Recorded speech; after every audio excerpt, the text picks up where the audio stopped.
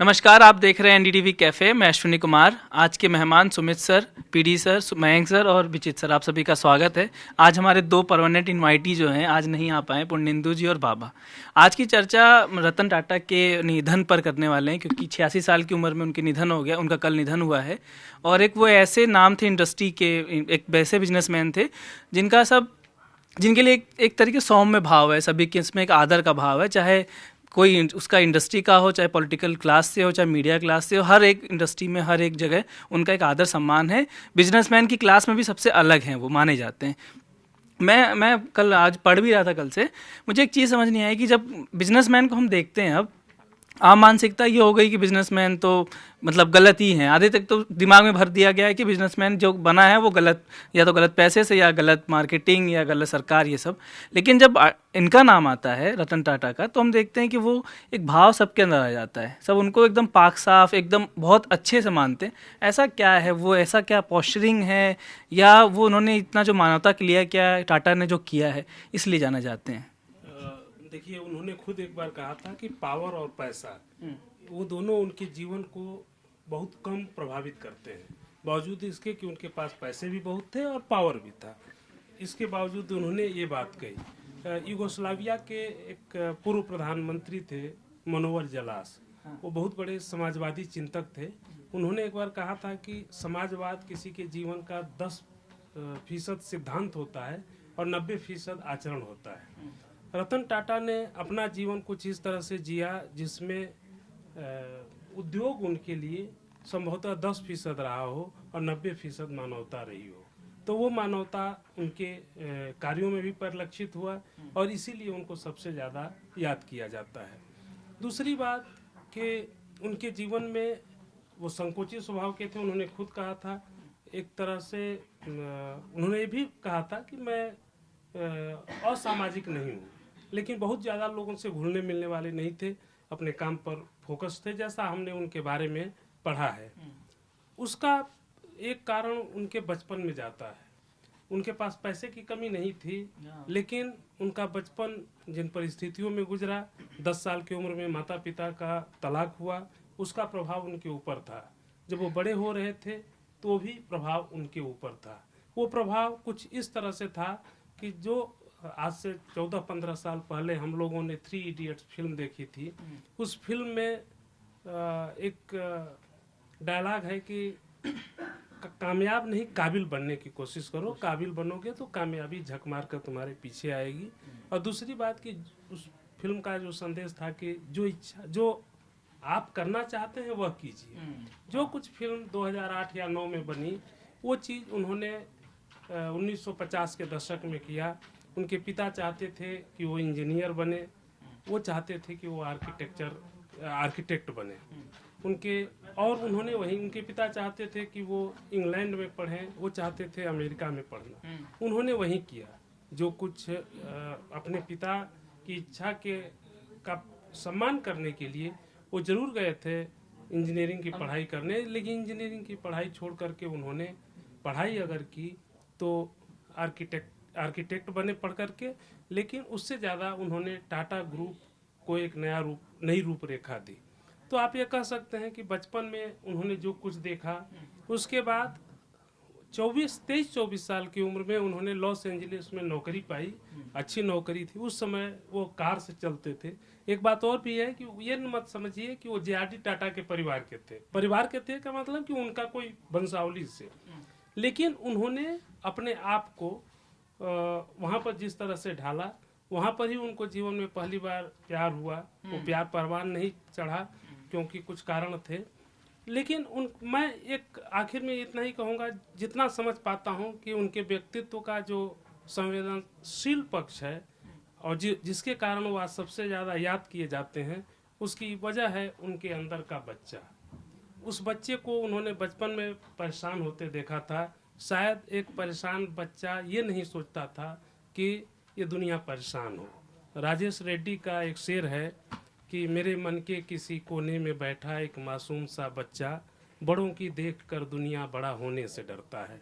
मुझे लगता है कि वो बड़ों की जो ये दुनिया है, आपने कहा कि उद्योग में या पैसे के खेल में लोग बड़े असंवेदनशील और निर्मम होते हैं, शायद उनके अंदर का वो बच्चा उनको कभी निर्मम नहीं होने दिया।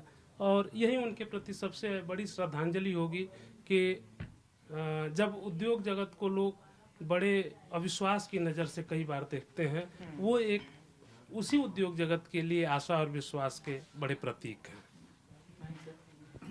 हाँ, बहुत सारा नोट बना के लाए हैं और बहुत सारा बोलने के लिए है। ये अगर आपकी इजाज़त हो तो आप ही से पूछ रहा हूँ मैं। पिछले जी ने बड़ा अच्छा समअप किया इस पूरी उनके स्टेचर को, उनके व्यक्तित्व को, कि उनके अंदर नैतिकता भी थी और उसके साथ साथ उत्कृष्टता भी थी। मतलब आप एक्सपर्ट हैं with all the morality and humility in your life, जो कि बहुत कम होता है। आप अगर एक्सपर्ट हो जाते हैं तो आपका दम आ जाता है, आपके अंदर अहंकार आ जाता है। सीखना चाहिए रतन टाटा से। पर रतन टाटा को रतन टाटा बनने में जो 50, 60, 70 साल लगे, वो अपने आप में पूरी एक कहानी है, पूरी एक किताब है। तो ऐसी कौन से कठिन परिस्थितियां थीं? ऐसा हो नहीं सकता कि रतन टाटा के जीवन में सब अच्छा रहा। एक एग्जाम्पल उन्होंने दिया कि माँ बाप का तलाक हुआ, जीवन उन्होंने अपनी दादी के साथ बिताया, मुश्किल में रहे, और क्या क्या चुनौतियां प्रोफेशनल लाइफ में आई होंगी, उस बारे में अगर आप कुछ बता सकें। हाँ, वही सबसे पहले अपना किस्सा हम बोल देते हैं। जरूर, आप तो मिले भी हैं। हाँ, मेरा क्लेम टू फेम ये है कि एक बार उनसे मैंने हाथ मिलाया हुआ है। वाह। वो प्रगति मैदान में ऑटो एक्सपो के दौरान इंडिका का लॉन्च था, तो सीआईआई का हम लोग के साथ, हमारे जिस अखबार के साथ काम करते थे, तो स्पेशल टाई अप था, तो हमको भी इंट्रोड्यूस किया गया। तो बड़े मतलब अनमनी ढंग से उन्होंने हाथ मिलाया, और उसी समय और उसके बाद में पढ़ने के बाद पता चला कि वो बेसिकली इतने इंट्रोवर्ट थे कि बाहर जाना उनको पसंद नहीं आता था, किसी पार्टी में नहीं जाते थे, सोशल गैदरिंग को एकदम से अवॉइड करते थे। और उस दिन का एकदम से हमको याद है, चेहरा याद है उनका, हाथ तो उन्होंने मिलाया लेकिन एकदम से रिलक्टेंटली, साफ दिख रहा था कि अब रूटीन है, करना पड़ रहा है। वो ये पर्सनल किस्सा। लेकिन आपने बहुत चुनौतियों की बात की। जिस समय उनको बनाया गया था उस समय टाटा ग्रुप बिल्कुल अलग था। और टाटा ग्रुप के बारे में पहले बताते हैं थोड़ा सा। टाटा ग्रुप में सबसे इम्पोर्टेंट चीज़ जो है वो टाटा ट्रस्ट है। दो टाटा ट्रस्ट है, जो एक होल्डिंग कंपनी है, उसका सबसे बड़ा share holder Tata, holding company का नाम है टाटा सन्स, और टाटा सन्स को जो कंट्रोल करता है वो है टाटा ट्रस्ट। अब दोनों का जिम्मा जिसके पास है वही टाटा ग्रुप को कंट्रोल करता है। 1991 से पहले टाटा ट्रस्ट और टाटा सन्स की जिम्मेदारी जेआरडी के पास थी। 91 में उन्होंने अनाउंस कर दिया उससे कि दोनों के चेयरमैन, दोनों ट्रस्ट और सन्स को अब रतन टाटा देखेंगे। लेकिन उस समय जब आए थे तो छोटे थे ये, 40 की उम्र में उनको बड़ी जिम्मेदारी मिली।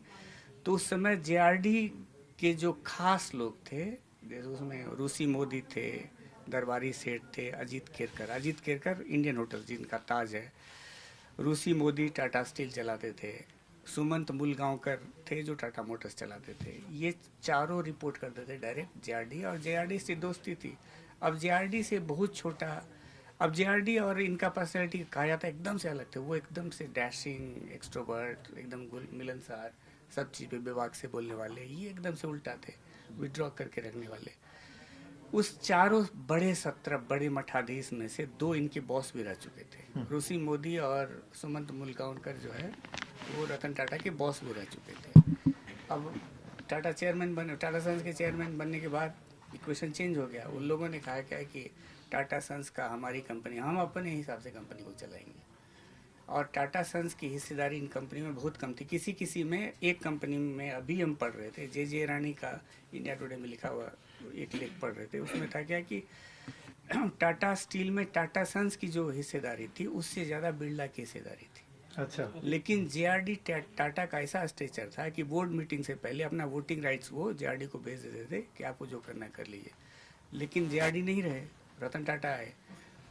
अब रूसी मोदी बोल रहे हैं हम अपने हिसाब से टाटा स्टील को चलाएंगे। दरबारी सेठ ने कहा कि टाटा केमिकल्स को हम अपने हिसाब से चलाएंगे। उसी दौरान पढ़े क्या कि जेआरडी का इंटरेस्ट था एविएशन, और हम सबको पता है कि एयर इंडिया क्यों ना, रतन टाटा का इंटरेस्ट था, और बाद में हम देख भी चुके हैं, रतन टाटा का इंटरेस्ट था गाड़ियाँ, और इसीलिए नैनो तो सबसे पहला बैटल उनको ये था कि हमारे जो बॉस रह चुके हैं उनको औकात में कैसे लाना है, और जो इंडिपेंडेंटली चलाना चाह रहे थे। तो पहला जो बड़ा सिस्टम इन्होंने किया कि जो भी कंपनी टाटा का नाम यूज करेगा उसको रॉयल्टी देनी पड़ेगी। अब रॉयल्टी देनी पड़ेगी तो रॉयल्टी आने लगा तो टाटा सन्स की आमदनी बढ़ने लगी, और वो बढ़ती हुई आमदनी से टाटा सन्स ने अपनी हिस्सेदारी सारी कंपनी में बढ़ाई। तो ये बड़ा काम उन्होंने किया। उसके बाद उससे पहले अपना बैटन थमाने से पहले जेआरडी ने पूछा था कि तुम क्या नया करना चाहते हो, तो उन्होंने कहा क्या कि टाटा ग्रुप को ग्लोबल कंपनी बनाना है हमको। अब ये हो गया। उसके बाद चलते हैं हम लोग 2004 में। 2004 में ये 91 में बने, उसके बाद से चैलेंजेस आया, 95-96 तक ये चैलेंज रहा। उसके बाद उसी समय उन दौरान उन्होंने बहुत सारी कंपनियां बेची भी टाटा, उसमें से एसीसी भी है जो अब अडानी ग्रुप के पास है। 2004 में इन्होंने कंपनी के अपने सारे एम्प्लॉय को कहा कि हमको सच में दुनिया का मतलब टाटा को ग्लोबल ब्रांड बनाना है। और पढ़ रहे थे क्या कि 2020-21 में उसकी कुल रेवेन्यू, टाटा ग्रुप के कुल रेवेन्यू का 60% बाहर से ही आता है। अब इसको करने के लिए उन्होंने क्या किया, अब हम लोग हमेशा मोटिवेशनल चीज में पढ़ते हैं कि ड्रीम बिग। अब इससे बड़ा ड्रीम बिग का 3 उदाहरण हम देते हैं। एक, टाटा टी की कोई औकात नहीं थी और दुनिया का नंबर 2 ब्रांड जो था टेटले था। नंबर 1 था लिप्टन जो HUL ने ले लिया, और नंबर 2 था टेटले। टाटा टी से 4 गुना औकात वाली कंपनी थी। पहला टेक ओवर टेटले का हुआ, अपने से 4 गुना औकात। दूसरा टेक ओवर 2007 में हुआ कोरस का, वो भी मतलब यहाँ 4 गुने का ही फासला नहीं था। ये टाटा स्टील कहीं नहीं था, और वो दूसरी तीसरी सबसे बड़ी कंपनी थी दुनिया। उसको एक्वायर किया। उस पे फिर उसके 1 साल के बाद, अब इसमें भी कहानी है। 90s के दशक में फोर्ड को ऑफर दिया गया कि तुम टाटा मोटर्स को एक्वायर कर लो। उसने कहा कि नहीं, इसको हम क्या करेंगे, स्क्रैप है ये, इसमें तो कुछ होता ही नहीं है। उसने रिफ्यूज कर दिया। 2008 में फोर्ड बैंकरप्ट हो रहा था, लगभग हो गया था, और फोर्ड को बचाया था यूएस गवर्नमेंट के बेल आउट ने। बैंकरप्ट, उसकी मजबूरी थी जगुआर को बेचना, और खरीदने वाला कौन था, टाटा मोटर्स। तो ये सर्किल देखिए,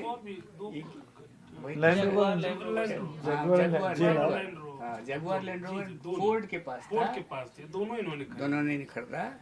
तो अब बिग में अपनी औकात से 20 गुना कंपनी, 15 गुना बड़ी कंपनी को खरीदना, और ऐसे समय में 2007-8 का देखिए।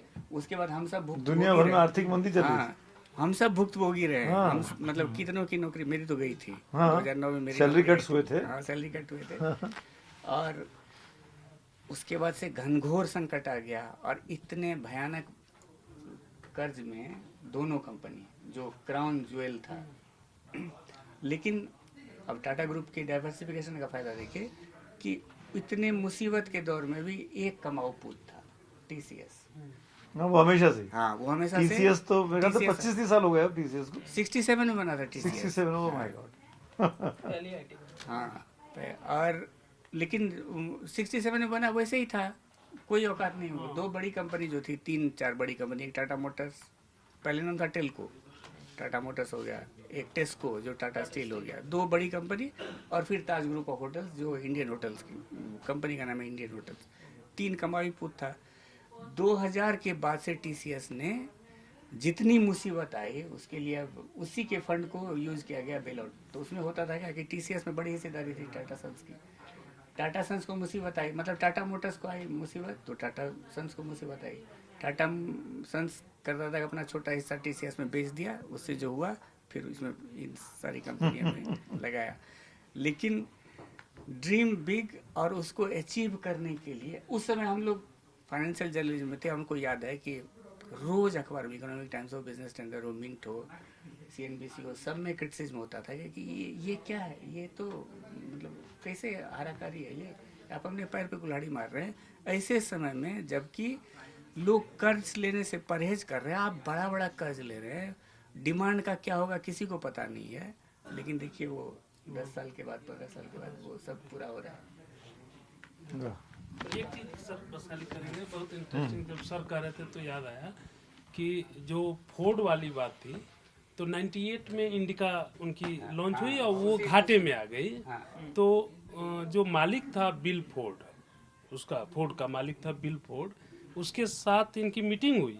उसमें मेन जो हम कहीं पढ़े थे कि इनको सबसे खराब ये लगा, ये सोचे थे कि उसको हम बुरी बिस्तर उसका बांध देंगे, कंपनी के नहीं चलाएंगे, लेकिन उसने ये कर दिया कि इस कंपनी को, जो सर ने कहा कि कंपनी खरीद कर तो मैं आप पर एहसान कर रहा हूँ, अब बस वहीं पर इन्होंने तुरंत ले लिया। शायद ये भी बोला कि जब कार का काम नहीं आता तो ये इस काम में क्यों आए, इस काम में पैसा क्यों डाला, और बाद में देखिए उनकी उस कंपनी को बचाने के लिए वो उनको आगे आना पड़ा। और उसमें भी टाटा मोटर्स का 80% कमाई। अब टाटा मोटर्स का अगर आप शेयर खरीद रहे हैं, हाँ तो आप इंडिया में बिक रहा है कि नहीं बिक रहा है उसको बिल्कुल ध्यान मत दीजिए। बिल्कुल। जगुआर लैंड रोवर बिक रहा है कि नहीं, और उसका 2 सबसे बड़ा मार्केट है, एक यूएस और नंबर 2 मार्केट है चाइना। भारत में जगुआर लैंड रोवर बहुत कम बिकता है। अब आजकल तो बहुत डिफेंडर की तो भरमार हो गई सर, आजकल बहुत बिक रहा है। इनफैक्ट ये देखिए ना पीडी सर, हम रोटी खा रहे हैं तो टाटा नमक उसमें आ रहा है, आप घर में खाना खा रहे हैं, आप जिस घर में रह रहे हो टाटा सीमेंट लगा होगा, टाटा बिल्डिंग लगा होगा,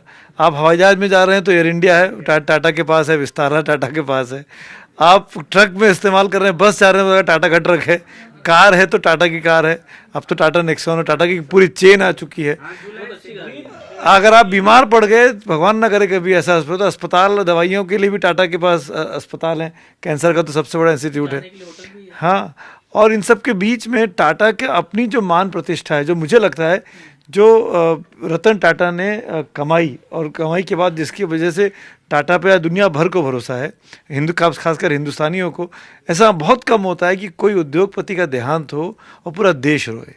किसी नेता पे मान सकता हूँ कि उसके फॉलोअर हो सकते हैं, किसी खिलाड़ी के मान सकता हूँ, किसी एक्टर के मान सकता हूँ, पर उद्योगपति और उस पर उसके जो कॉम्पिटिशन्स के लोग हैं वो आके बयान दे रहे हैं, जिन लोगों के जैसे आनंद महिंद्रा का बयान आना, टाटा की चुनौती कार के क्षेत्र में महिंद्राओं के साथ भी है, 2 देसी कंपनियां आपस में लड़ती हैं, अंबानी साहब का बयान आना, अडानी साहब का बयान आना, तो ये मैं कह रहा हूँ कि हर जगह उनकी मान्यता, हर जगह उनकी स्वीकार्यता, आम जनता से लेके वर्कर से लेके और वहाँ तक, उसकी सबसे बड़ी चीज़ है कि टाटा का मतलब भरोसा, कि टाटा आप हैं तो ये भरोसा है, टाटा का सामान लेंगे तो आपको बेवकूफ़ नहीं बनाएगा, ये खराब नहीं निकलेगा। सर आपके अनुभव बताइए सर। हाँ, तो जमशेदपुर रांची के हैं। हाँ, देखिए जमशेदपुर हमने देखा है, और हम लोग जब रांची में थे उस समय अविभाजित बिहार था, तो हम लोग जमशेदपुर से ईर्ष्या करते थे, क्योंकि जमशेदपुर 2 वजहों से हम लोग अपने आप को थिएटर आर्टिस्ट मानते थे उस दौर में, और जमशेदपुर का नाटक शानदार होता था। वहाँ बहुराष्ट्रीय बहुभाषा भाषी प्रतियोगिता तक होती थी नाटकों की, जिसमें हम लोग भाग लेने जाते थे। दूसरा, जमशेदपुर के क्रिकेट प्लेयर, यानी बिहार के जो डिस्ट्रिक्ट मैच हुआ करते थे, बिहार की जो रणजी टीम हुआ करती थी, उसमें जमशेदपुर के 7-8 प्लेयर होते थे, 1 आध प्लेयर पटना का होता था, 1 आध प्लेयर रांची का होता था। तो जमशेदपुर का जो सांस्कृतिक परिवेश तैयार किया था टाटा समूह ने, वो शानदार था। लेकिन असल में इसको एक शहर से नहीं, पूरे देश के संदर्भ में देखिए तो टाटा समूह की, मतलब आपको याद होगा जो ताज होटल बनने की कहानी है, जीआरडी टाटा को एक ब्रिटिश होटल में जाने से रोक दिया गया। उन्होंने तय किया कि हम ऐसा ही शानदार होटल बनाएंगे। तो टाटा समूह शुरू से भारतीय गौरव की, भारतीयता के गौरव की प्रतिष्ठा से जुड़ा रहा। इंडस्ट्रियलाइजेशन में उसका बहुत मेजर रोल रहा। टाटा स्टील की शुरुआत हुई, और उस समय भी जब आपके यहाँ कुछ नहीं बना करता था। और ये बात सच है जो आप लोग बता रहे थे, अपनी इतनी सारी जानकारी दे चुके कि सुई और जहाज छोड़ के लगभग सारी चीज़ें वो बनाते हैं, और इन जहाज के काम में भी वो, कारोबार में भी अब शायद भारत के सबसे मेजर प्लेयर्स में है वो, सबसे मेजर प्लेयर वही हो गए होंगे। तो सुई, हाँ, स्टील से सुई भी बनती है। तो उनका कहना ये कि आप कहीं भी पाँव रखें, आप टाटा आपके साथ है। तो फिर इसी तरह आप देखिए कि इस देश में जब मिश्रित अर्थव्यवस्था की शुरुआत हुई, उस समय बहुत सारी बातें हो रही थी कि कैसे देश चलेगा। नेहरू का समाजवादी सपना था, गांधी ग्राम स्वराज की बात करते थे, अंबेडकर गांवों से चिढ़ते थे। अंबेडकर और गांधी, नेहरू दोनों गांवों से दूर रहना चाहते थे। हाँ, और हाँ, नेहरू दोनों। हाँ दोनों, हाँ हाँ। तो इस सारे मॉडल के बीच फिर इतने संसाधन कहाँ से आएंगे कि आप एक पिछड़े देश को आगे ले जाएंगे। उस समय जो टाटा प्लान बना था, बॉम्बे प्लान बना था, उसमें लोग सब शामिल थे। जाहिर है कि उस समय रतन टाटा उसमें नहीं थे, वो JRD टाटा का, लेकिन उस विरासत को सबसे मजबूती से जिन लोगों ने आगे बढ़ाया वो टाटा समूह और रतन टाटा ही थे। रतन टाटा ने, अच्छा उसी प्राइड का दूसरा मामला जो जगुआर वाला है, जो कोरस की खरीद है, शायद जो मतलब उनके रहते टाटा ग्रुप जो है वो नेशनल से ग्लोबल कंपनी बना। और हम लोग मुहावरों की तरह इस्तेमाल करते थे। ये सच है कि भारत में समाजवादी क्रांति के ख्वाब देखने वाले बहुत लोग रहे और एक दौर में वो आंदोलन चलता रहा, और टाटा और बिरला एक सिंबल की तरह भारत में पूंजीवाद के प्रतीक भी रहे। और कोई बनना चाहता है तो इत्तेफाक से दोनों आज़ादी की लड़ाई में अपने ढंग से शामिल रहे। बिरला तो बाकायदा गांधी जी के साथी थे, और इत्तेफाक से गांधी अपनी आखिरी यात्रा में जहाँ के रुके थे बिरला हाउस में, वहाँ उनकी हत्या हुई थी। तो इनका एक बहुत, मैं इसको राष्ट्रीय स्वाभिमान से जोड़ के देखता हूँ। और ये जो प्रतिष्ठा है, 2 दिन से तमाम सड़कों पे मुंबई की उमड़ी हुई जो भीड़ है, जो तमाम लोगों का श्रद्धांजलि के संदेश आ रहे हैं, वो बताते हैं कि शायद कहीं अवचेतन में हमारे टाटा आधुनिक भारत की नियति और आधुनिक भारत के निर्माण से जुड़ी हुई शख्सियत माने जाते हैं। इसीलिए उनके जाने पे हर आदमी कहीं अपने को थोड़ा खाली महसूस कर रहा है। सुमित सर, एक चीज़ और है जो टाटा ग्रुप के साथ है सर, उनके जो हॉस्पिटल्स हैं वो बहुत नामी है। मतलब वो नामी मतलब इन द सेंस कि वो सच में लोग की वहाँ पे फ्री में, हाँ, टाटा में इलाज कराया, इलाज में टाटा में चले जाओ, टाटा में दिखा लो, टाटा के डॉक्टर से बात कर लो। हाँ, बड़े कॉमन चीजें हैं, कॉमन चीजें हैं। और तो वो ग्रुप जो है उसमें कहते हैं कि भाई वो अपने एम्प्लॉयज का, जैसे कहते हैं रतन टाटा के बारे में कि वो अपने एम्प्लॉयज का ध्यान रखते हैं। तो यहाँ तो एक किस्सा था कि उनकी किसी एक साथी की तबीयत खराब हो गई थी पुणे में साल 2019 में, तो वो उससे मिलने चले गए थे वहाँ पे। ऐसी बातें उनके बारे में कही जाती है कि भाई वो इतने डाउन टू अर्थ थे या इतने मिलनसार थे अपने एम्प्लॉयज़ को लेकर कि वो एक एक एम्प्लॉयज़ का सैलरी से लेकर हॉस्पिटल या जो स्वास्थ्य है खर्चा वो भी देखते थे। क्या यही सब कारण है कि टाटा, रतन टाटा इतने ज़्यादा हम लोगों से जुड़े हुए लोग हैं, मतलब लोग उनको अपना जुड़ाव मानते हैं? देखिए, बहुत सी कहानियाँ हम पढ़ रहे हैं बीते 12-15 घंटों से, जब से खबर हमारे सामने आई है।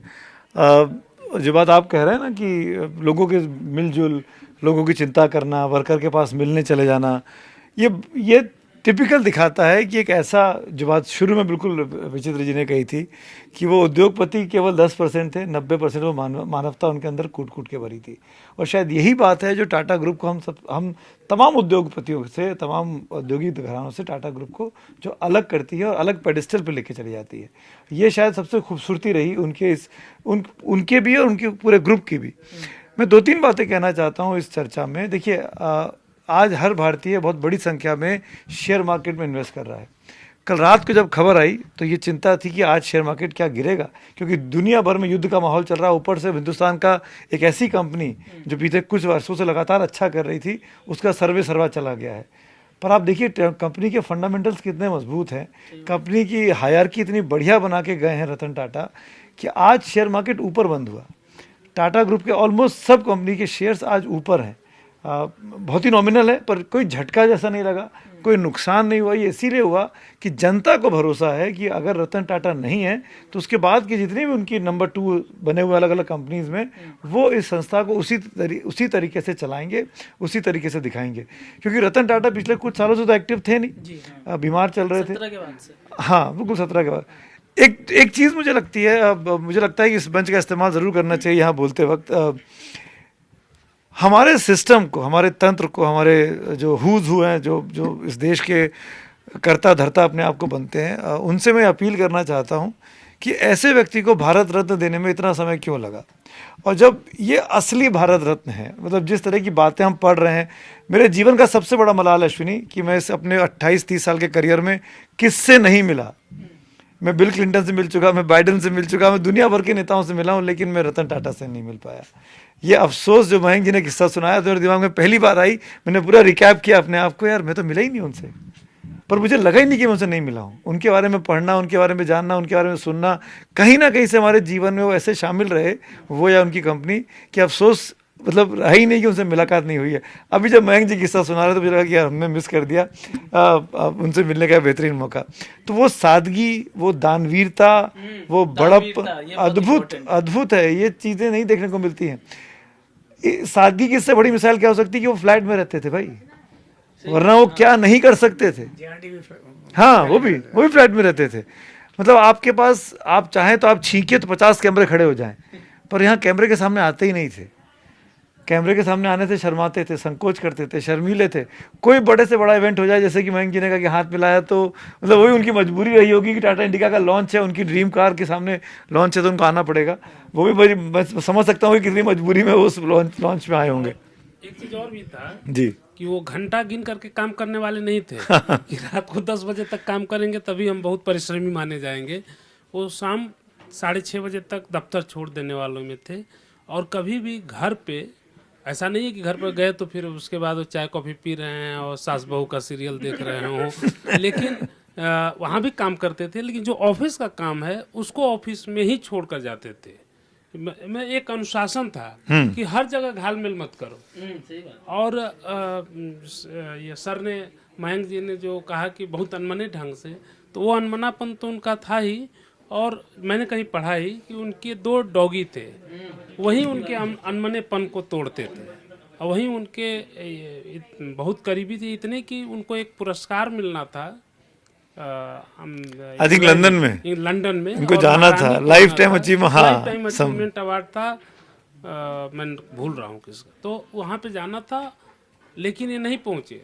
तो बताया गया महारानी को कि उनका कुत्ता बीमार हो गया है, तो उसके इलाज के लिए। तो उन्होंने कहा कि ये असली इंसान की पहचान है कि वो उसके साथ जुड़ा हुआ है। कहते भी हैं कि कुत्ते जो प्यार करता है बहुत इंसानियत होती है उसमें। नहीं, पेट लवर थे एक नंबर के, नहीं, पेट ठीक के है, लिए वो कई सारे अपना- प्रोजेक्ट्स अपना लेकर आए। ये है। उन्होंने डॉग, हाँ, कितने स्टार्टअप्स को फंड किया उन्होंने, हमने ये बात ही नहीं की। हम आज स्टारबक्स में जाते हैं कॉफी पीने, टाटा है उसमें अंदर, यू नेम इट, एंड आप हो ही नहीं सकता कि टाटा का उसमें इन्वेस्टमेंट ना रहा हो। इतने युवा प्रतिभाओं को आगे लेकर आए, इतने युवाओं की मदद की उन्होंने, इतना उन्होंने फंड रेजिंग का काम किया, सीड फंडिंग का काम किया, माफ़ करिएगा, कि हम सोच भी नहीं सकते कि सबके पीछे रतन टाटा थे। तो ये अपने देश के लोगों के लिए सोचना, अपने देश की प्रतिभाओं को आगे लाना, उनको वो मंच देना कि वो कुछ कर पाए जीवन में, इसके लिए बहुत बहुत बड़ा दिल होता है। रतन टाटा दुनिया में एक ही हो सकता है बॉस, रतन टाटा दोबारा कोई नहीं हो सकता। तो इसी चर्चा के साथ आज का यही समापन करते हैं हमारी सबकी तरफ से रतन टाटा को श्रद्धांजलि। और आज की चर्चा में बस इतना ही। कल मिलते हैं किसी विषय के साथ, तब तक के लिए धन्यवाद।